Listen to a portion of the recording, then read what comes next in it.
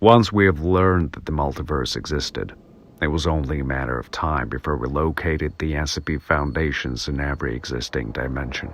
That also meant that all those dreadful and deadly creatures could be found in each one of them. In this document, we've collected all currently known and recorded encounters with SCP-096. This incident occurred shortly after the object was assigned to the containment cell.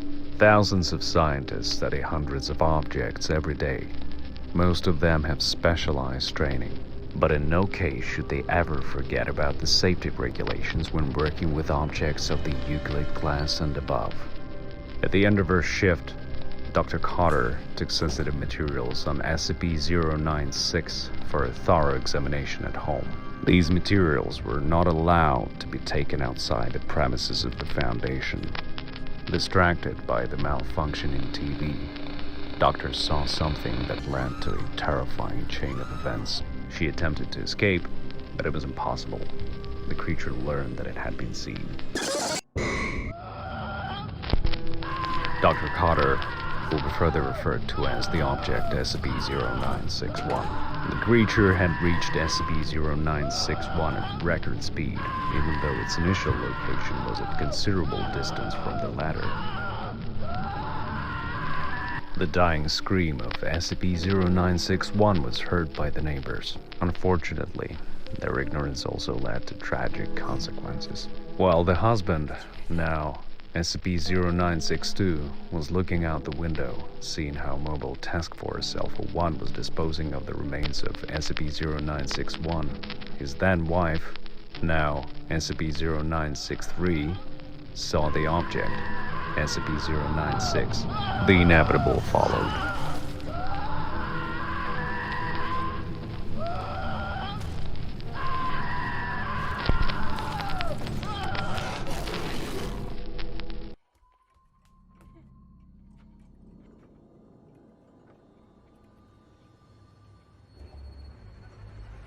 This incident occurred in a small provincial town near the Mexican border.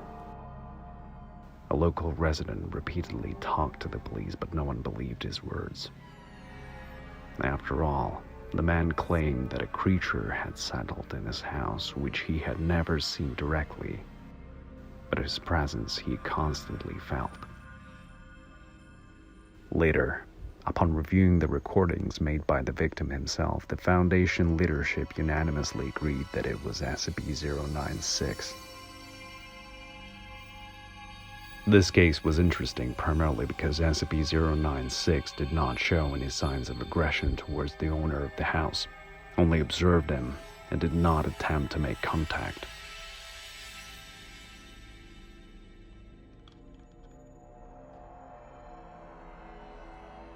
At first, the man was very lucky because SCP-096's face was not caught on camera.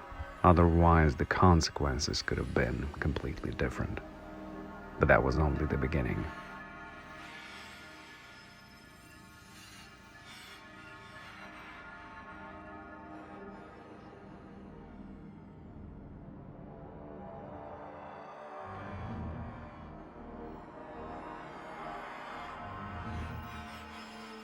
According to the footage, the resident of the house realized that the creature was hiding in the closet and decided to check if it was real.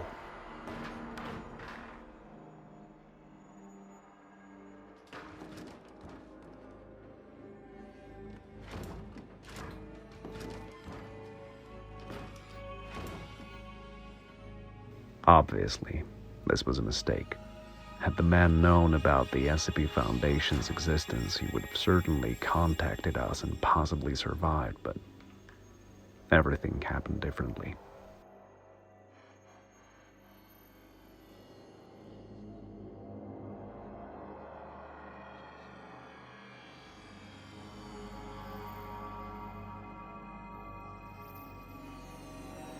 SCP-096 decided to make contact, as its shelter had been disclosed. Unfortunately, nothing good came of it. The Foundation has now lost track of SCP-096, who left the building shortly after the event.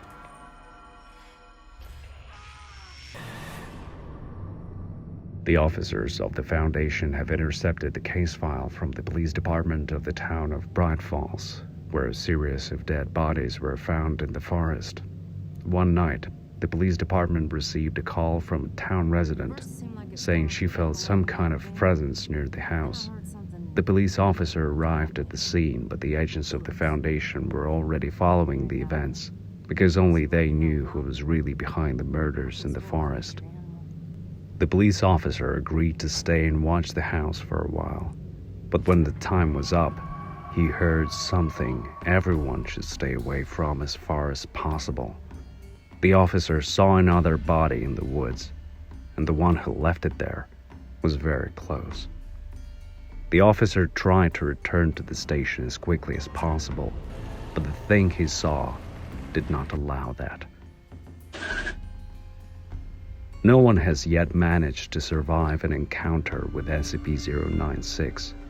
The cry of the creature that night was heard by the whole town. In addition, the officer managed to take a photo of SCP-096 and send it to the station, where the officer on duty, having looked at the picture, brought trouble on himself. Never look at SCP-096. Running away won't save you.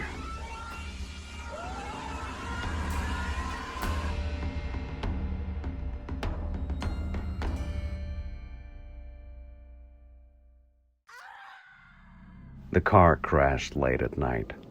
Something or someone knocked it off the road while it was at full speed. Later, the Foundation staff concluded that this was one of the contacts with SCP-096. The driver, the girl, was not a Foundation subject and did not belong to Class D personnel. But the O5 Council did not give the order to evacuate, as this was a unique opportunity to learn more about SCP-096. The girl desperately fought for her life, although SCP-096 did not show any significant hostility towards her. Rather, it was interested in the object, until she saw its face.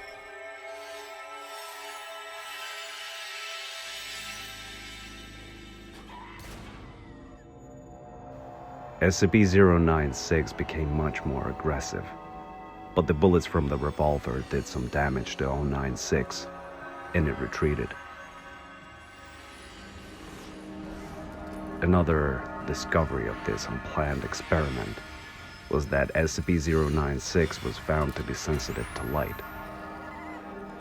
This fact must be documented and used to restrain the object in further experiments. As for the girl, unfortunately she decided to fight SCP-096, but she didn't know yet that it was impossible to defeat it.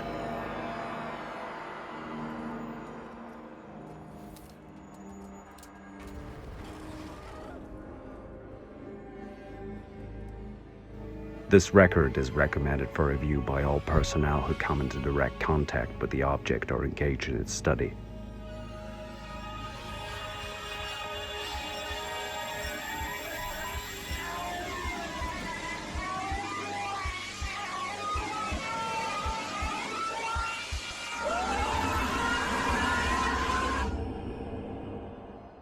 This tape is recommended for review by all personnel who will be authorized to study SCP-096. Do not neglect safety measures. Remember where you're working at.